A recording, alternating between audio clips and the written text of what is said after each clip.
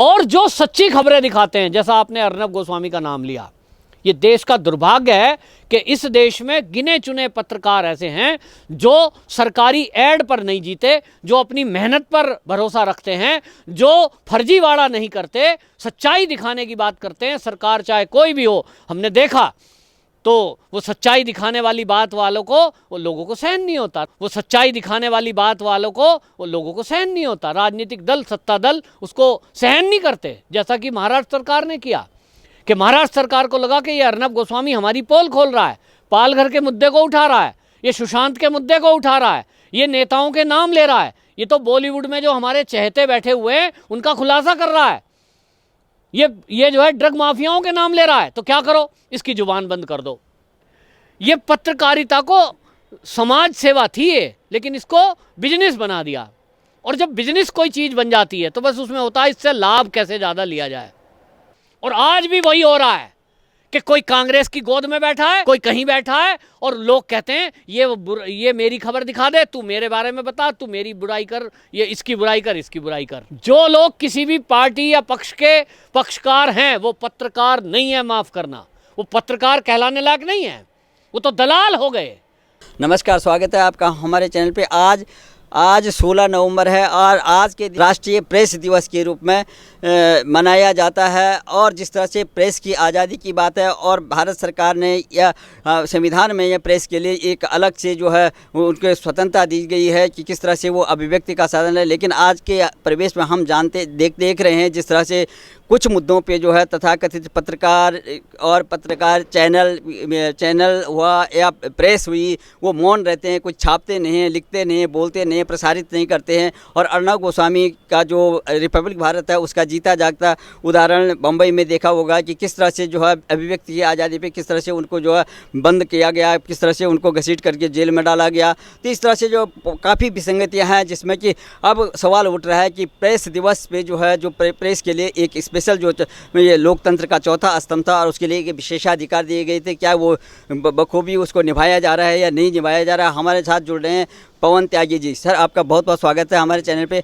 आप पत्रकारिता से भी जुड़े हैं, काफ़ी लंबा समय रहा आपका पत्रकारिता से भी, तो आप देख रहे होंगे कि जो पत्रकारिता का जो धर्म होता है वो क्या होता है और किस तरह से जो है आज के पत्रकारिता और तथा तब के पत्रकारिता में किस तरह से परिवर्तन आ रहा है। आज जो है अपने स्वार्थ के लिए, अपनी TRP के लिए लोग मौन रह रहे हैं। एक पत्रकार को जो है घसीट के खींचा जाता है, अभिव्यक्ति की आज़ादी को उसको छीन ली जाती है, तो दूसरे पत्रकार मौन रहते हैं। तो आपने कभी देखा, कभी ये होता था कि एक पत्रकार पे अगर जुल्म ढाया जा रहा है, सरकार कोई अगर प्रतिबंध लगाती है तो सारे पत्रकार एक साथ हो करके अपने अभिव्यक्ति की जो है अपने जो है कलीग का, अपने जो है संगठन का जो है संरक्षण करते थे। लेकिन आज के देश में अर्नब गोस्वामी का हमने देखा तो जब वो अंदर चले गए तो किसी भी पत्रकार ने, किसी भी चैनल ने, किसी भी प्रेस ने इस तरह से जो है उसको मुखरित वो करके नहीं छापा। तो आपका जो एक्सपीरियंस है, जो आपका जो अनुभव रहा है इतने सालों का जो पत्रकारिता का, इसके बाद आप राजनीतिक विश्लेषक भी हैं, तो आपने राजनीति से भी जान के, इससे पहले आप पत्रकार रहे हैं, तो आपने क्या देख रहे हैं, क्या परिवर्तन देख रहे हैं और इसका आगे क्या होना चाहिए और किस तरह से उनके संरक्षण होना चाहिए? देखिए, मेरा 30 साल पुराना अनुभव है पत्रकारिता का, और तब प्रिंट मीडिया की बहुत पावर होती थी। आज तो डिजिटल मीडिया, और आप देखिए कि मेन स्ट्रीम जिसको सैटेलाइट चैनल बोलते हैं वो ज़्यादा हो गया है। तो प्रिंट मीडिया में मैंने स्टार्ट किया था और उस समय एक पाक्षिक पेपर से शुरुआत मैंने की थी। 15 दिन में एक बार छपता है, केवल 4 पेज का अखबार। लेकिन उस 4 पेज के अखबार पाक्षिक होने के बावजूद भी समाज में इतना सम्मान था कि ये पत्रकार साहब आ गए हैं। साहब लगाया करते थे लोग। थाने में अगर चले गए, पुलिस वाले डर के खड़े हो जाया करते थे, भाई पत्रकार आ गए हैं, अब चुप हो जाओ ज़रा, कोई खबर छप जाएगी। और उस खबर का असर होता था। क्यों होता था? क्योंकि पत्रकारिता किसी के टुकड़ों पर नहीं पलती थी। मेहनत करते थे हम, गलियों में जाना, पैदल चलना, लोगों से मिलना, खबरें खोज के लाना। और अखबार जो चलाने के लिए धन चाहिए होता था, उसमें या तो अपने लिंक के आधार पर विज्ञापन या कुछ सरकारी मदद। और सरकारी मदद जो मिलती थी वो पेपर के लिए, छापने के लिए, वो काफ़ी होती थी। ये समझते थे भाई सरकार से पेपर मिल गया, छापने के लिए कुछ विज्ञापन मिल गया, इतना बहुत है। और उससे चलाते थे, कम खर्चे में अपना काम चलाते थे। एक थैला टांग लिया, कलम पेन ले लिया, बस पत्रकार की इतनी जीविका के लिए इतना काफ़ी था। लेकिन आज ज़रूरतें बढ़ गई हैं, और जब ज़रूरतें बढ़ गई, उन ज़रूरतों को पूरी करने के लिए, लोगों ने ख्वाहिशें पूरी करने के लिए, ये पत्रकारिता को समाज सेवा थी ये, लेकिन इसको बिजनेस बना दिया। और जब बिजनेस कोई चीज़ बन जाती है तो बस उसमें होता है इससे लाभ कैसे ज़्यादा लिया जाए, और इसके कारण से कंपटीशन हो गया। और कंपटीशन में ये हो गया कि मेरी कमीज तेरी कमीज मेरी कमीज से सफ़ेद कैसे मतलब एक दूसरे को नीचा दिखाने का काम। तो पिछले दिनों जो हमने देखा कि नकली टीआरपी केस में आज तक जैसा चैनल इतना बड़ा, और वो पैसे देकर लोगों को टीआरपी नंबर 1 कर रहा है। क्यों भाई? आप खबर दिखा रहे हैं, बाकी चैनल भी खबर दिखा रहे हैं, आप नंबर 1 होकर क्या दिखाना चाह रहे हो? कि आपको विज्ञापन ज़्यादा मिले, विज्ञापन ज़्यादा महंगे मिले, लेकिन मेन काम तो आपका पत्रकारिता करना है। वो कैसी करते हो? लोगों में आपका विश्वास कैसा है? तो वो विश्वास कहीं नहीं है। नकली पत्रकारिता करते हैं, झूठी खबर दिखाते हैं। हमने कोविड-19 के टाइम में देखा, अनेक टाइम में देखा कि आज तक जैसा चैनल कभी कभी सेंसिटिव मुद्दों पर, आपने देखा कि उत्तर प्रदेश की घटना हुई, दुखद घटना हुई।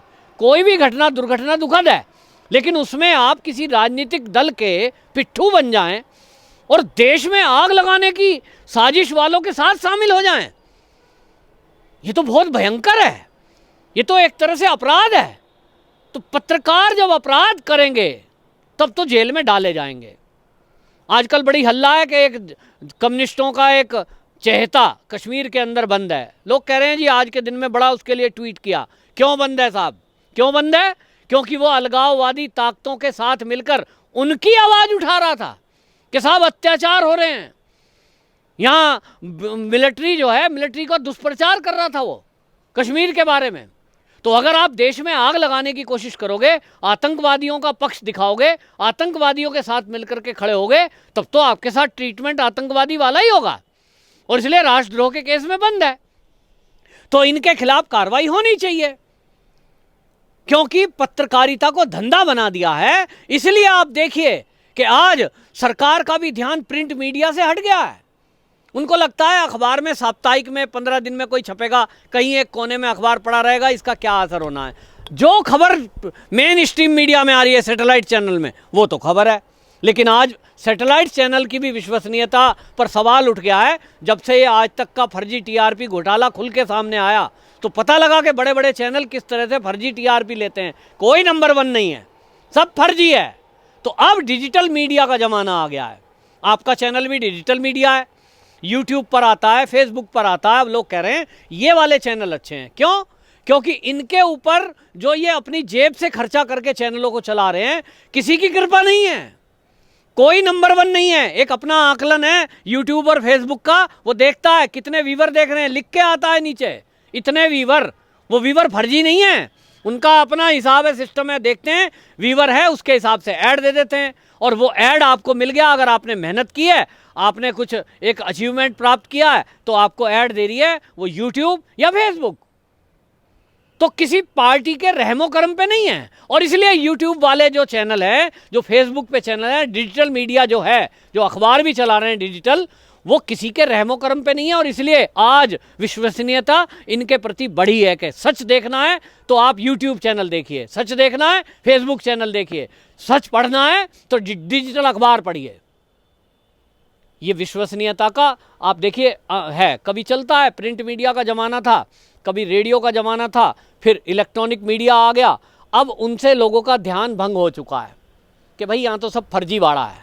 और जो सच्ची खबरें दिखाते हैं, जैसा आपने अर्नब गोस्वामी का नाम लिया, ये देश का दुर्भाग्य है कि इस देश में गिने चुने पत्रकार ऐसे हैं जो सरकारी एड पर नहीं जीते, जो अपनी मेहनत पर भरोसा रखते हैं, जो फर्जीवाड़ा नहीं करते, सच्चाई दिखाने की बात करते हैं। सरकार चाहे कोई भी हो, हमने देखा तो वो सच्चाई दिखाने वाली बात वालों को, वो लोगों को सहन नहीं होता। राजनीतिक दल, सत्ता दल उसको सहन नहीं करते, जैसा कि महाराष्ट्र सरकार ने किया कि महाराष्ट्र सरकार को लगा कि ये अर्नब गोस्वामी हमारी पोल खोल रहा है, पालघर के मुद्दे को उठा रहा है, ये सुशांत के मुद्दे को उठा रहा है, ये नेताओं के नाम ले रहा है, ये तो बॉलीवुड में जो हमारे चहेते बैठे हुए हैं उनका खुलासा कर रहा है।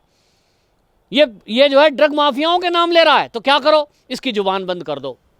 और ये जो हो रहा है कि ऐसे पत्रकारों का मुंह बंद करने के लिए जेलों में ठूंसा जा रहा है। 1000 पत्रकारों के ऊपर महाराष्ट्र सरकार ने FIR की हुई है, सैकड़ों जेल में बंद हैं। लेकिन वो आम पत्रकार जो कोई साप्ताहिक पेपर निकालता होगा, कोई यूट्यूब चैनल चला रहा होगा, वो तो जेल में पड़े हैं, सड़ रहे हैं। क्यों भाई?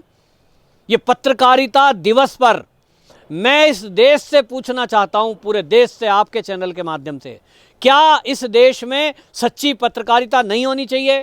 क्या इस देश में ऐसे चैनल नहीं होने चाहिए जो अपनी मेहनत पर ऊपर जाएं, किसी के रहमो करम पर ना हो? क्या निष्पक्ष पत्रकारिता नहीं होनी चाहिए कि कोई भी सत्ता में पार्टी हो, हम उसकी कमियां होंगी तो कमियां उजागर करेंगे, कहीं अच्छा काम होगा तो उस अच्छाई को भी दिखाएंगे? होना चाहिए। लेकिन अगर कोई सरकार ऐसा काम कर रही है कि मुंह बंद करने के लिए सच्चे पत्रकारों को जेल में डाल रही है, तो क्या उसके, उन पत्रकारों के या उस चैनल के साथ हमको नहीं खड़ा होना चाहिए? आज पत्रकारिता दिवस पर, जैसा आपने पहले कहा कि पहले पत्रकार सारे इकट्ठे हो जाया करते थे, संगठन के संगठन हड़ताल कर दिया करते थे, प्रदर्शन किया करते थे, और प्रशासन को झुककर मजबूरी में जिस पत्रकार पर कोई अत्याचार कर रहा है वो कार्रवाई करनी पड़ती थी। लेकिन आज सब अपने में मस्त हैं। क्यों?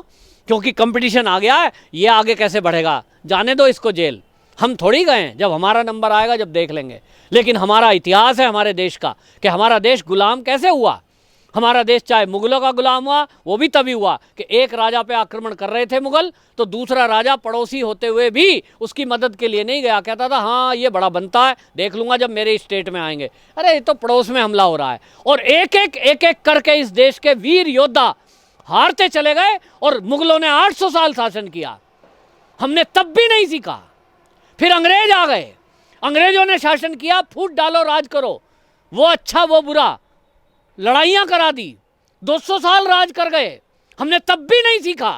और आज भी वही हो रहा है कि कोई कांग्रेस की गोद में बैठा है, कोई कहीं बैठा है, और लोग कहते हैं ये मेरी खबर दिखा दे, तू मेरे बारे में बता, तू मेरी बुराई कर, ये इसकी बुराई कर, इसकी बुराई कर। जो लोग किसी भी पार्टी या पक्ष के पक्षकार हैं वो पत्रकार नहीं है, माफ करना, वो पत्रकार कहलाने लायक नहीं है, वो तो दलाल हो गए। और इसलिए मैं आपसे कह रहा हूं कि आज लोग देख रहे हैं तो डिजिटल मीडिया की तरफ देख रहे हैं। आज digital media, YouTube channel, Facebook, बस इसी की तरफ लोगों की नज़र है कि यही एक चैनल है जो सच्चाई दिखा सकते हैं। कि सरकारों ने अभी हाल ही में, केंद्र सरकार, मोदी सरकार ने डिजिटल मीडिया को बढ़ावा देने के लिए उसको मान्यता दी है। आगे देखते हैं क्या योजना सरकार बनाती है, लेकिन मुझे लग रहा है कि भविष्य, आने वाला समय केवल डिजिटल मीडिया का रहेगा। बाकी दलालों की पोल जो खुल रही है उसमें कोई गिनती के 1-2 पत्रकार रहेंगे, अर्नब गोस्वामी जैसे, उनका साथ भी देना इस समय देश को जरूरी है। धन्यवाद आपका भी। और जिस तरह से आपने बताया कि समाचार चैनलों को जो है, पत्रकारिता को अपनी स्वायत्तता का ध्यान रखना चाहिए, और ये नहीं भूलना चाहिए ये जो है लोकतंत्र का चौथा स्तंभ है। जिस तरह से जो प्रतिस्पर्धा में जो ये लोग आगे पीछे करने की कोशिश करते हैं, एक दूसरे को खींचने की कोशिश करते हैं, और जो सच्चाई है उसको बयान नहीं करते हैं। अर्नब गोस्वामी जी के मामले में यही हुआ था कि बच्चे जो है पूछता है भारत, जब वो मुखर नहीं होते थे अपने चैनल पे तो और बहुत भद्दा लगता है। इसलिए जो है छोटे बच्चे और बूढ़े सभी जो है ये सड़क पे जो है प्रदर्शन के लिए निकल आए थे। तो इस तरह से कई उजागर भी किया उन्होंने। हमें पता भी नहीं था कि बम्बई में क्या होता है, फिल्म इंडस्ट्री में क्या होता है, और ड्रग क्या है, ये नशा क्या होता है, और वहाँ पे कितनी बड़ी विसंगतियाँ हैं, वो पहली बार जो है लोगों को पता लगा। इस तरह से पता लगा कि ये लोग और चैनल क्या करते थे, इन्होंने कभी भी, और इस मुद्दे पे किसी भी चैनल ने बताया नहीं, किसी ने भी बताया नहीं, और उसको अलग छोड़ दिया। तो इससे लगता है कि कुछ दाल में काला है, कहीं ना कहीं से फंड आता है जिसमें जो बहुत बड़ा माफियापन होता है। तो इस तरह से पत्रकारों को समझना चाहिए, चैनलों को समझना चाहिए। आपने अच्छी तरह से सरल शब्दों में हमारे दर्शकों को बताया कि किस तरह से लॉबिंग होती है, किस तरह से जो है पक्षपात होता है, जो कि बहुत भयानक और आने वाले समय के लिए, लोकतंत्र के लिए वो जो है ये घातक सिद्ध हो सकता है। इसलिए कि स्वायत्तता का ध्यान रखते हुए चैनलों को अपना, और पत्रकार लोगों को, और पत्रकारिता जो मीडिया है उसको इस तरह का ध्यान रखना चाहिए। आपने बड़े अच्छे शब्दों में हमारे दर्शकों को बताया। बहुत बहुत धन्यवाद आपका।